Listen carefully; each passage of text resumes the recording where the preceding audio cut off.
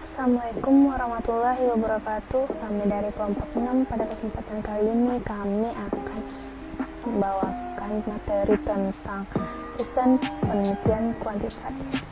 Kenalkan, nama saya Febri Gita Maharani selaku moderator dan rekan saya Novel Sando diskus sebagai materi.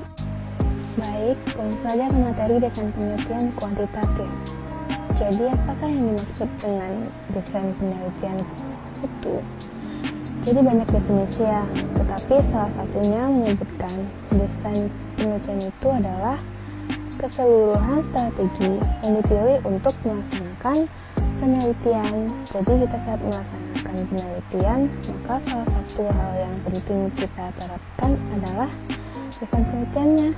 Karena setelah menetapkan desain penelitian, kita juga harus memastikan metode penelitiannya supaya kesesuaian dengan desain yang kita ambil atau yang kita gunakan, sehingga kita menentukan desain penelitian yang seharusnya. Selanjutnya, bahasan tentang paradigma penelitian kuantitatif. Masalah kuantitatif lebih umum memiliki wilayah yang luas, tingkat variasi yang kompleks, namun berlokasi di permukaan. Akan tetapi masalah-masalah kualitatif berwilayah pada ruang yang sempit dengan tingkat variasi yang rendah, namun memiliki kedalaman bahasan yang tak terbatas.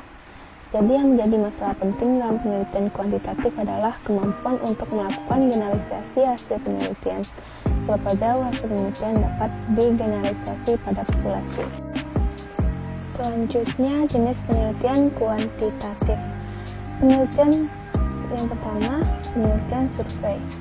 Metode ini adalah yang paling sering dipakai di kalangan mahasiswa. Desainnya sederhana dan cepat.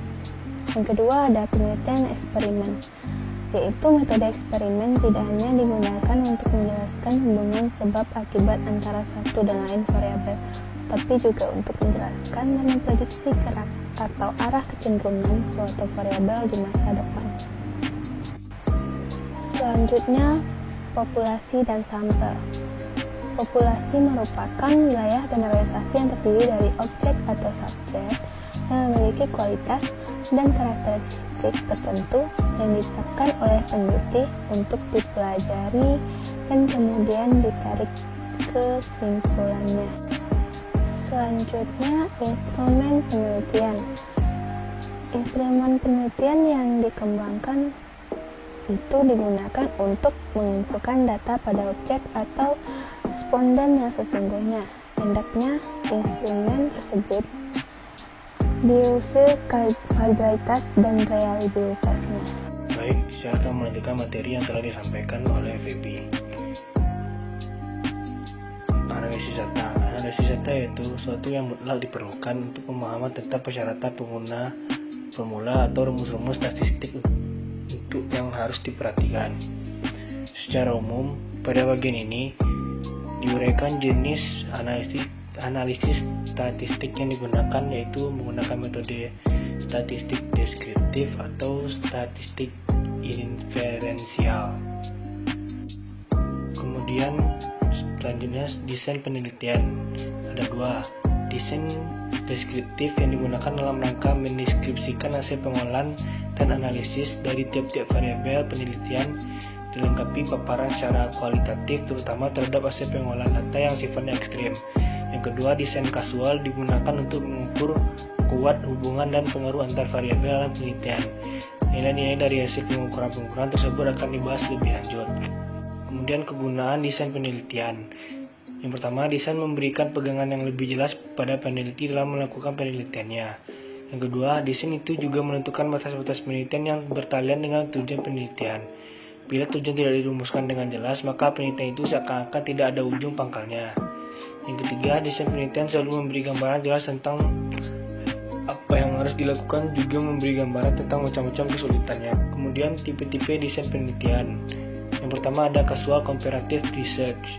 Disebut juga dengan penelitian sebuah akibat, merupakan salah satu ide berpikir ilmiah untuk menyusun suatu riset metodologi. Kemudian adanya riset eksperimental, riset that allow for the cause of before to be determined, yaitu untuk menggambarkan riset eksperimental bisa dilakukan pada dua kelompok. Satu disebut kontrol tanpa diberi perlakukan apapun, sedangkan pada kelompok kedua diberikan perlakuan. Kemudian ethnographic research, peneliti memfokuskan diri pada budaya dari sekelompok orang. Kemudian historical research, dilakukan dengan membaca buku-buku dan literatur serta mengikuti pola literatur maupun buku yang kita baca. Kemudian action research, penelitian yang berfokus langsung pada tindakan sosial. Kemudian correlation research, peneliti dilakukan untuk melihat hubungan di antara dua variabel. Kemudian macam-macam desain penelitian. Yang pertama ada studi cross-seksional, untuk mempelajari dinamika korelasi antara faktor-faktor risiko dengan efek, dengan cara pendekatan observasi atau pengumpulan data sekaligus pada suatu saat.